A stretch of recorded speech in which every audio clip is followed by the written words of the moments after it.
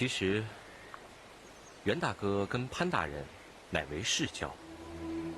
之前他在潘府也曾见过贤妃娘娘，没想到几年之后，在宫中见到她的时候，她正在辱骂月宫，那情景真是……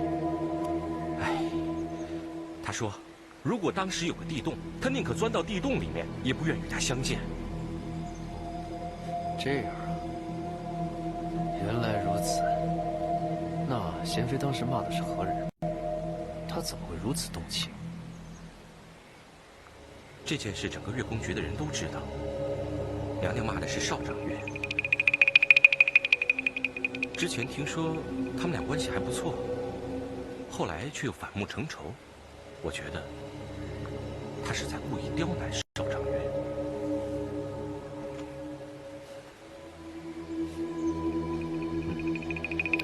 明白。来，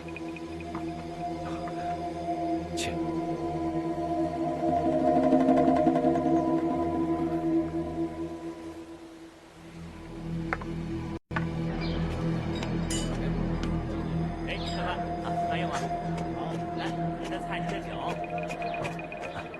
袁大哥，你在这儿太好了。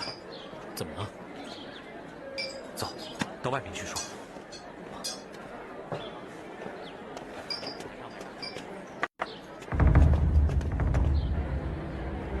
想不到我进宫走一圈，也会引来汪直的调查。袁大哥，你近日还是小心些好。如果有人在查问此事，你要与我说的一致才行。我明白，看来是有人想借此事针对青子宫。后宫勾心斗角之事无风都起浪，现在的贤妃大概已经懂得生存之道了，你不必为她担心。是啊，杨勇，汪直此人绝非等闲之人，你要想替令兄平反，绝对要小心汪直。我知道。之前我没有告诉你，是因为怕你年轻气盛，冒失丢了自己的性命。现在我可以把事情的原委全都告诉你。事情是这样的，武皇爷当初得罪了汪直和万贵妃。有一次皇上出巡，遇到了窝头山的猎户刘勇，上山打猎，差点误伤了皇上。汪直便收买了那个猎户，说成武皇爷派他行刺皇上。皇上本来还是半信半疑，刚巧武皇爷府中的总管太监带一群同乡士子偷偷到景山游览，以显示地位不凡。汪直把这事连成一气，说是武皇爷谋反，带人到景山绘制皇宫内院描绘图，一边派人进宫刺杀皇上。皇上又惊又怒，下令杀了那群登山的士子。因为皇爷自己袭场，也就是为了保证皇上安全生命。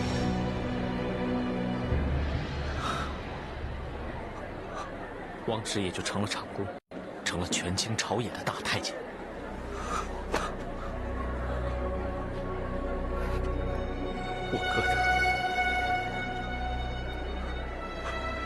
我哥他死得好冤呐，死得好冤呐！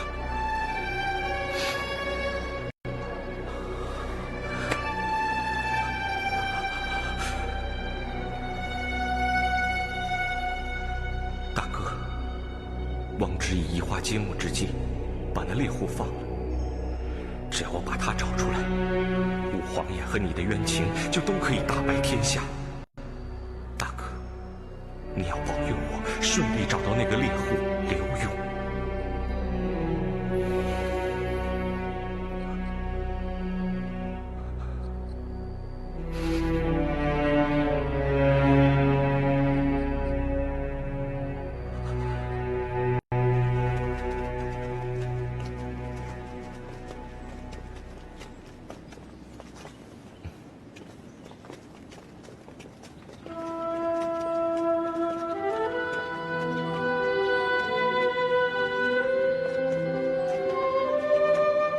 我这2天不用当值，正好回趟乡下。过几天就回来，你们不用担心。谁会担心你啊？就是，回来的时候啊，记得给我们带点好吃的啊！哎，对，一定的。你们自己好好保重，等我回来。不就是回去2天吗？怎么这么难舍难离的呀？是啊，舍不得我们的话，就别走了。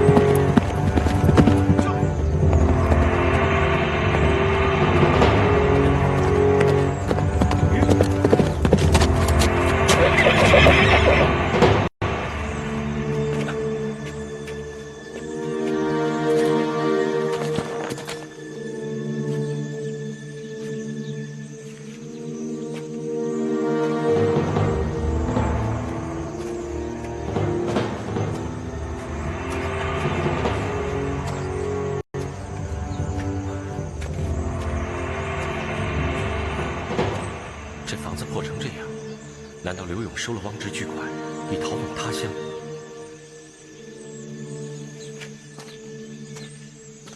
你找谁？请问刘勇是住在这儿吗？你找他什么事儿？我有点事儿想问他。你想问他？那就进来问吧。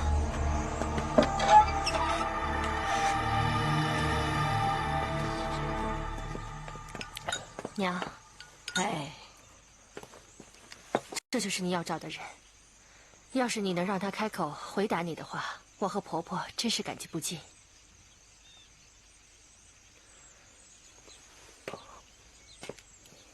你就是刘勇，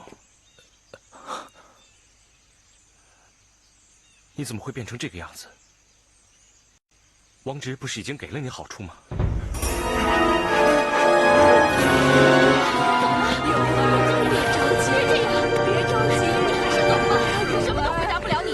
你冷静一下，你听我说，你听我说，我不是来害你的。我哥因为武皇爷谋反一案，现在已被牵连致死，横尸街头。我只想查出真相，替他报仇。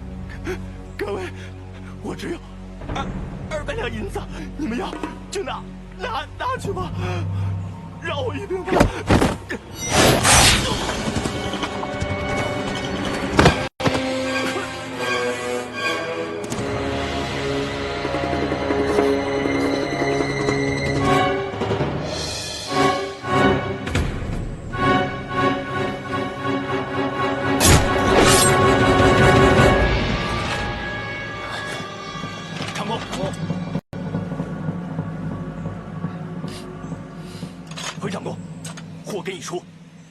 这些银两，你们分了吧。谢长公。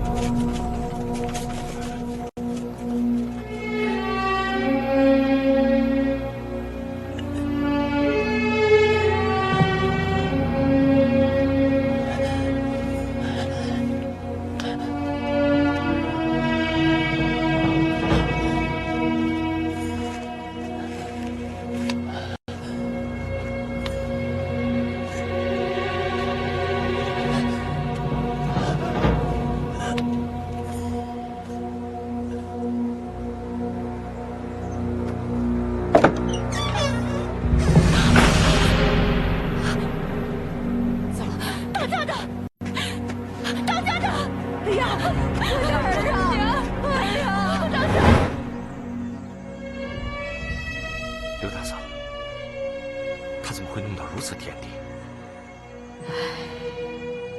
我们也不知道。那天他去上山打猎，好几天没回来。我们到山下找了好久，也没找到人。后来听说他被宫中的人带走了，我们想去城里打听吧，又没钱，想着最多关他1、2个月，也就放回来了。怎知道回来的时候，脚也废了，喉咙也被割破了，发不了声。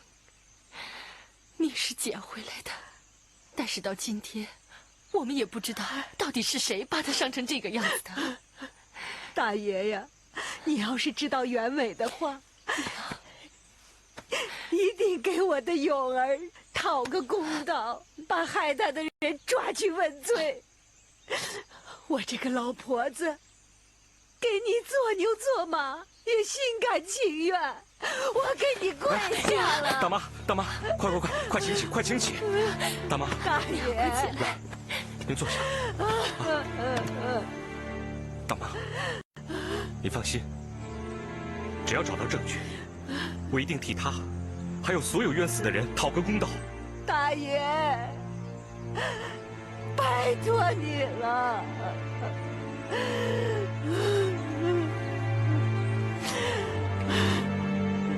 刘大哥，害你的人是不是王直？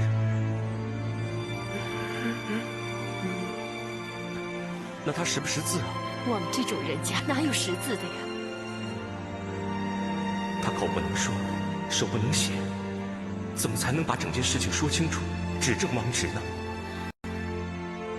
公子，我们也知道沉冤难雪，你要是为难的话，我们也不会怪你。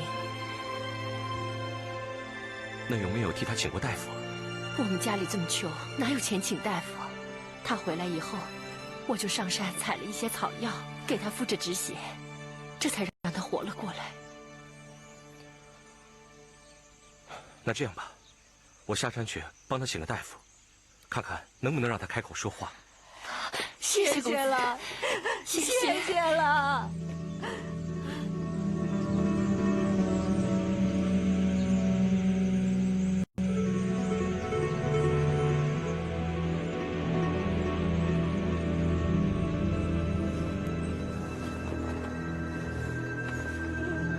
大夫，他怎么样？还能治好吗？说句实话，在下行医多年，还从未见过伤得如此之重还能活下来的人。就是咽喉上这一刀，阎王爷已经守在身边，准备收人了。他能够活下来，就说明他已经是福大命大。我尽量一试吧。那就好，有劳大夫了。先别谢我，这非一朝一夕之事，我也没有多大的把握。我知道，大夫，你只要尽心医治他，我们就很感激你了。这银子，你拿着，不够的话，我日后再补上。我现在就给他针灸，刺激他的咽喉和周身的血脉。谢谢大夫，谢谢公子。勇儿啊，你可要快点好起来啊！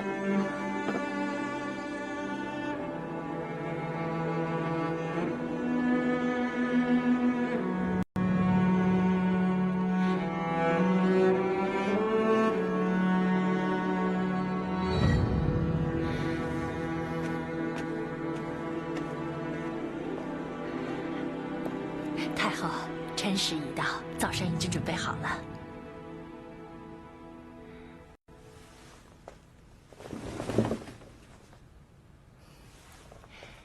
太后，该起床了。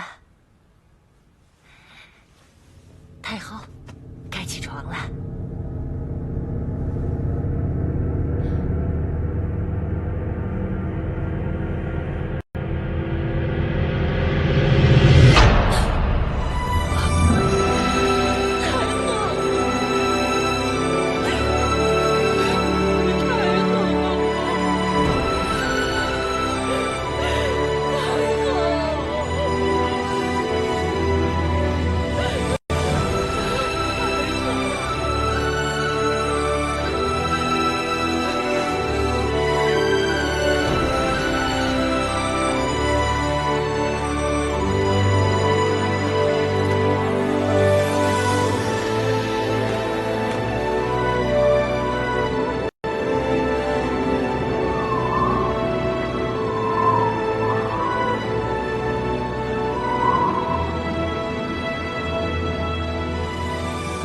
前太后一生慈爱仁厚，想不到竟然会突然猝逝。同时，臣赞你与礼部官员好好打点，则及时厚葬前太后，与先皇合葬。遵旨。退下。是皇上。都给哀家留下。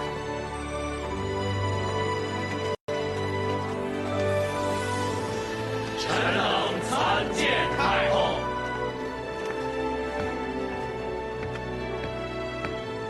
儿臣参见母后。免礼。谢太后。不知母后突然到来，所为何事？哀家和前太后侍奉先皇多年，情同手足。他的厚葬之事，哀家怎么能不在场呢？好，前太后乃是先皇皇后，儿臣也按祖宗惯例，将她与先皇合葬于皇陵。皇上，你把前太后安葬在皇陵，那哀家100年之后，你将把哀家安葬在何处？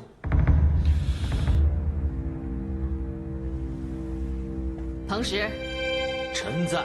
你是礼部之首，你说。回太后，历代皇室一代之中只有1位太后，所以太后全都是随先皇合葬于皇陵之中。可眼下是2位皇太后并存，你说怎么办？你该不会认为哀家是多余的吧？下官不敢。但什么？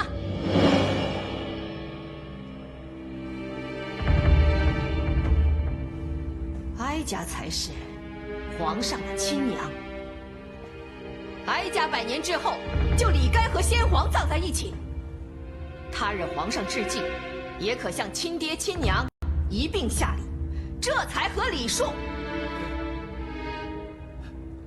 回太后，查明朝祖宗历法，历代皇上如不是皇后所生，则是其亲母以其太妃之身另葬他处。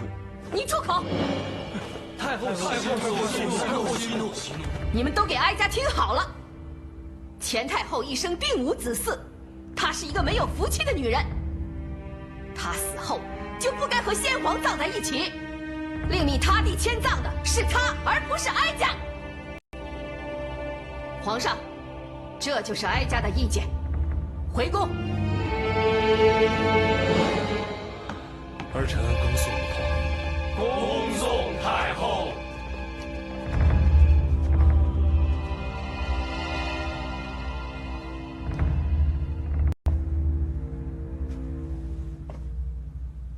起来吧。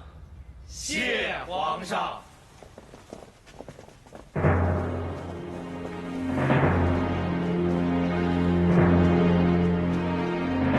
请周太后三思，请周太后收回成命，让前太后早日下葬。请周太后三思，请周太后收回成命，将前太后早日下葬。你们都听好了，要跪管跪下去！但再敢在殿前呼叫，太后绝不轻饶。来人，关上宫门。是。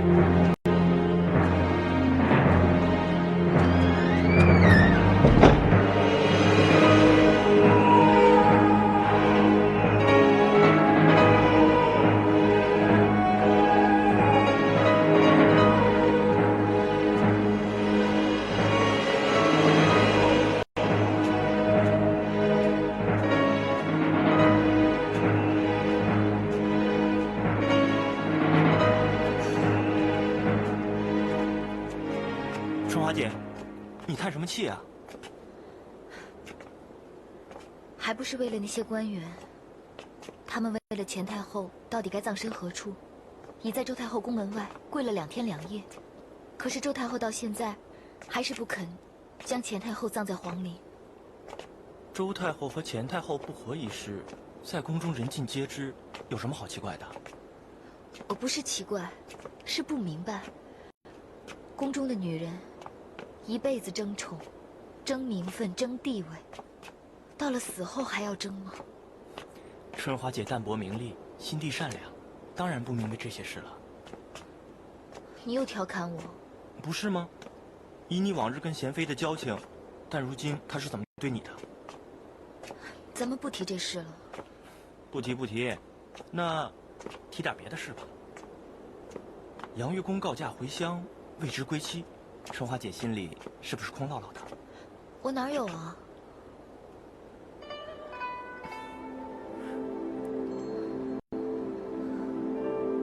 如果你跟杨月宫都不是宫中人，那该有多好！你们根本就是天造地设的一对儿。你别胡说了。我说的是真的。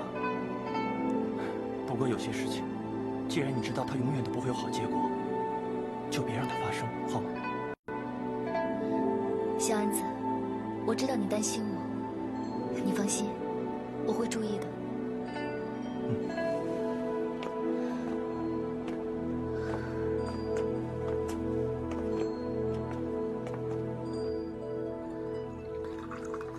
皇上，人死不能复生，皇上应以龙体为重，别茶饭不思啊。钱太后一向视朕如己出，仁厚慈爱。如今突然离去，朕怎么能够不难过呢？钱太后之死虽来得突然，但据太医回报，太后离世之时，面容甚是安详，没什么痛苦，这也算是善终了。总比躺在床上挣扎多时才离去要好啊。话虽如此，钱太后往生之时，身边没有一个人在，也未留下只言片语。朕只想按照先例，把她与先皇安葬在一起，也遭到母后的反对。她要朕把钱太后安葬在别处。葬礼之事，周太后也要干涉，难怪皇上会心烦。可不是嘛！你说我要是听从了母后之言，把钱太后安葬在别处，那是有违先命，也与礼不合，令众臣不能信服。现在已有礼部官员在母后宫门前请命，可是母后仍不为所动，你叫朕怎么不心烦？哎，皇上，汪直一向足智多谋，皇上为什么不请他来出谋献策呢？朕是一语惊醒梦中人啊！朕明日就找汪直商议此事。既然此事有望解决，皇上也要听臣妾劝告，多吃点东西。爱妃，你可知道，我后妃无数，能为朕排忧解难的，也只有爱妃你了。皇上知道就好。来。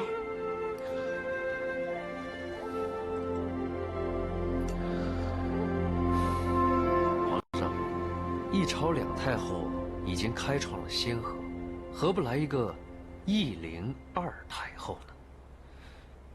一灵二太后，望着，那你的意思是，如果不葬钱太后于皇陵的话，就与礼不合，难掩众口；但只葬钱太后于皇陵，那周太后一定也不会答应。所以奴才认为，不如命工匠把这个御林地宫一分为3，左坑安葬前太后，右坑日后安葬周太后，这岂不是两全其美之法吗？这不失为一个好的办法。这样一来的话，周太后也不会为难咱们了。王侄，你不愧是朕的智囊啊！不过，皇上，奴才有个请求，虽然这个方法是奴才想出来的，但希望皇上别在太后面前提及，那就推说是那个彭大人提议便可以了。坐吧。是。谢皇上。这又是为何？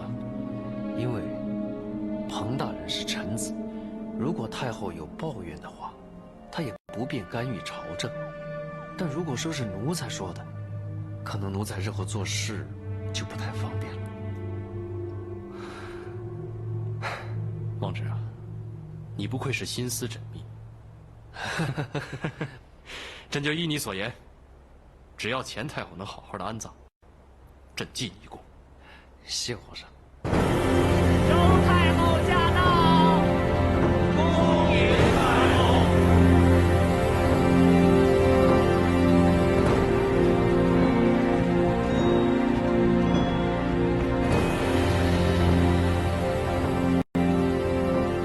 儿臣参见母后。免礼。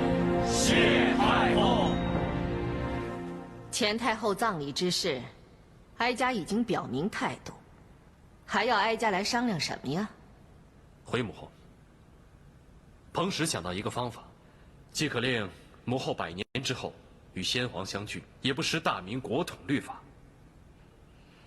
好啊，彭使，那你就说来让哀家听听。是太后，微臣之见是把玉陵地宫一分为3，中为先皇墓室。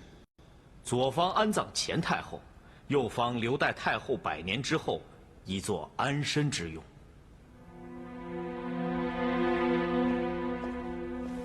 汪直参见太后，不知太后宣召奴才有何吩咐？一目3穴，哼，这种计策也亏你想得出来。汪直，哀家从前是小看你了。回太后。葬礼之事，该由礼部主持，与奴才无关。你别在这惺惺作态，谎话连篇。哀家到处安插耳目，你不是不知道。奴才该死，奴才该死！奴才这样做，完全是为了帮皇上分忧。我多管闲事了，奴才该打，奴才该打，奴才该打，奴才该打，奴才该打，奴才该打，奴才该打。奴才该打，奴才该打，奴才该打。好了，好了，事情啊，也没你说的那么严重。哀家只是在想，怎么样才能让哀家的心里舒服呢？可是，怎么才能让哀家的心里舒服一点呢？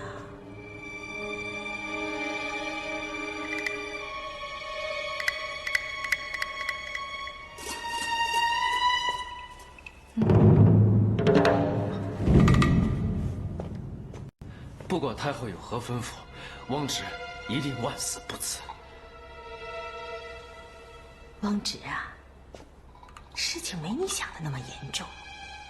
你能不能在墓穴施工的时候，偷偷的叫人把左坑通向中坑的那个通道给哀家死死的堵住？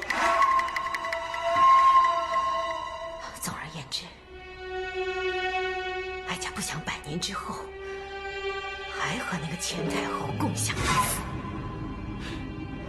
回禀皇太后，这乃小事一桩，奴才一定办到，请太后放心。这样就好。如果太后没什么吩咐，奴才就先行告退了。退下吧。是。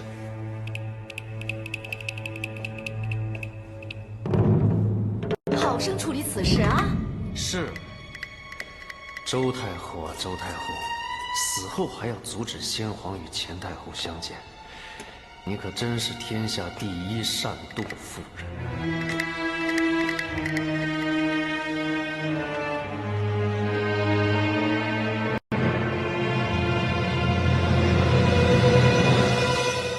客官，里边请。哎，小二啊，请问你们这里有没有一位20多岁独自喝酒的客人呢？是说那边那位吗？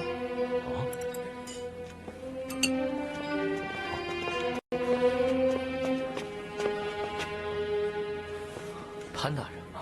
总算是找到你了。有什么事吗？岳仙芝啊，钱太后归天一事，我想你有所耳闻吧？在下听说了。内务府在整理钱太后遗物的时候，找到了一封钱太后给你的亲笔信。内务府要你亲自去认领一下。这，老夫正要进宫去打点，你就跟老夫一同前去吧。好吧。啊，只是你这样可不行，还需要换身衣服。快走吧。好。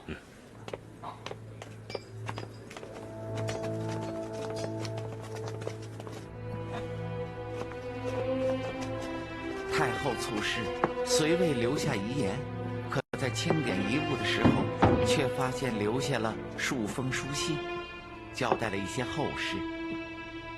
太后可能早就知道她的大限之期已至，只是我们不敢相信，也不愿细听啊。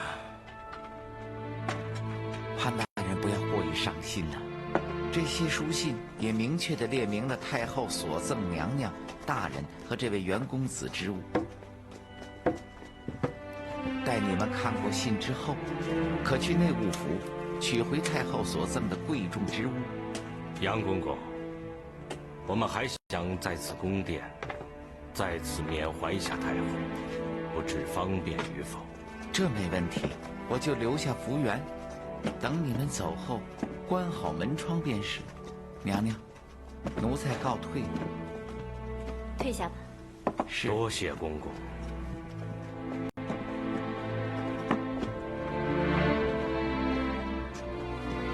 福源、七巧，你们到门外等候。是。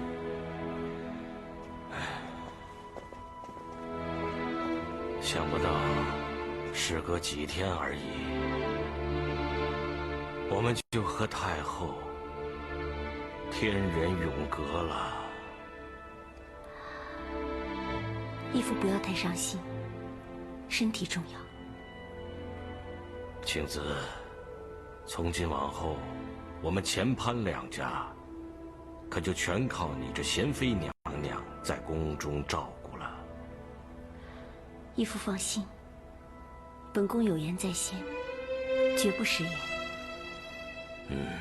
好。贤侄啊，太后所留之信，讲的是何事啊？这是太后给在下的举荐信，在下可凭此信恢复旧职，也可凭此信到其他各部效命朝廷。贤侄，太后临死之前都没有辜负这个承诺，可见你的确是个可造之才。千万不要再颓废下去，辜负了太后的一片苦心呐！太后和潘大人的美意，袁某感激于心。但袁某已过惯闲云野鹤的生活，再入仕途，恐怕难以胜任。袁公子，人过留名，雁过留声。你何不为百姓、为朝廷尽一份力，也为自己设计一个好的前程？他日便留名于世。留下美名，并非一定要靠功名利禄，锦衣玉食，也未必代表那个人有多么出色。贤侄此言差矣，淡泊功名，那是那些穷酸秀才没有机会自我安慰的一些言辞。现在机会摆在你的面前，你可千万要抓住机会啊！好，让在下慢慢细想。贤侄，你要好好想清楚才是啊。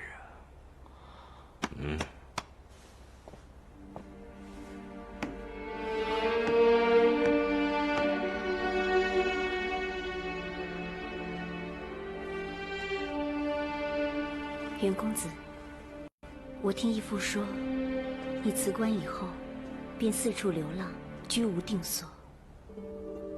人终究是要停下来的。谢娘娘关心，但每个人所追求的东西都有不同。如贤妃现在已贵为妃嫔，享尽荣华富贵。可是那天在下见娘娘那般动怒，看来心里也未必真的愉快吧。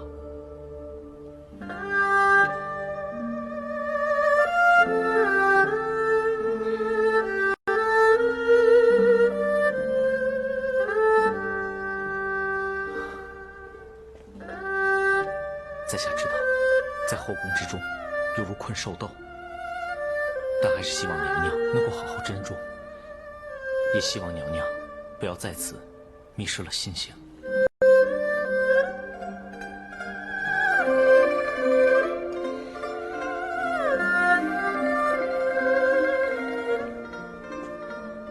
多谢公子提点。贪慕荣华，争强好胜，这就是本宫的天性。要不然，义父怎么会竭尽全力送我入宫呢？至于本宫，就不劳袁公子费心了。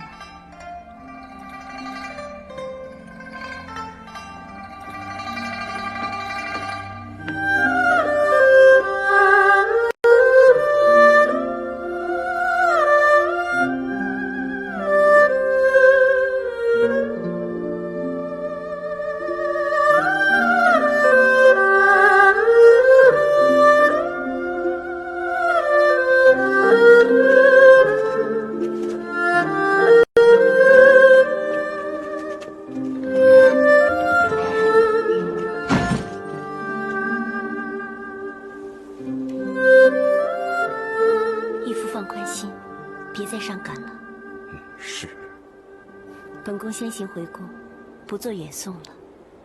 是。日后有空，随时召老臣进宫相见。义父放心吧。恭送娘娘。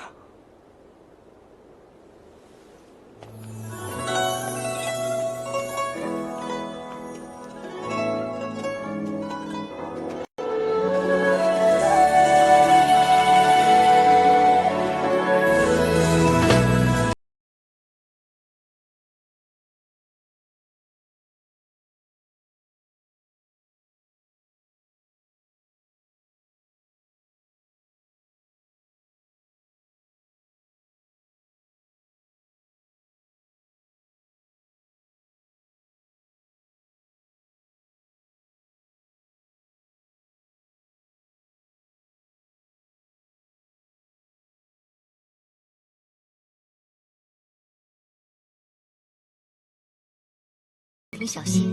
是娘娘。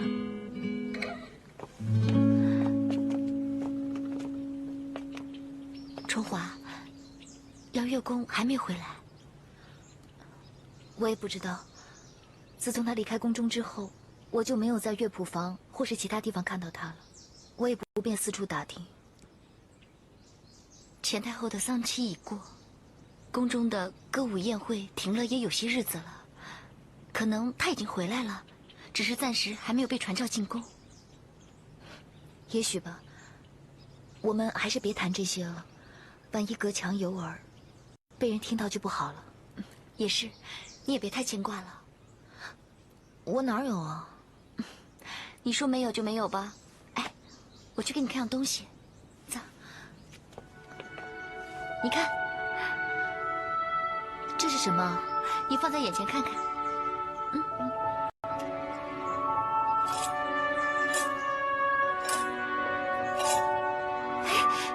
里头还会变，这叫什么来着？这个呢叫万花筒，是西域的贡品，皇上赏赐给你的吧？皇上见我闷闷不乐，所以赐给我解闷的。其实皇上对你挺好的，你呀，也不要总是这么多愁善感的，让自己快乐点，别那么难受。我知道，可是心不由己啊。不想这些了，来，你看看多好看，看看，来，转一下，是不是花样又变了？是啊，变化好多，好看吗？真是太好看了。在下知道，在后宫之中犹如困兽斗，但还是希望娘娘能够好好珍重，也希望娘娘不要在此迷失了信心。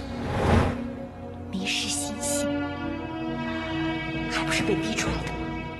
害我在袁公子面前出丑，少春华败韩晓，这笔账早晚也要跟你们算清。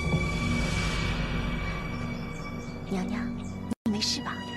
没事，看他们能高兴多久。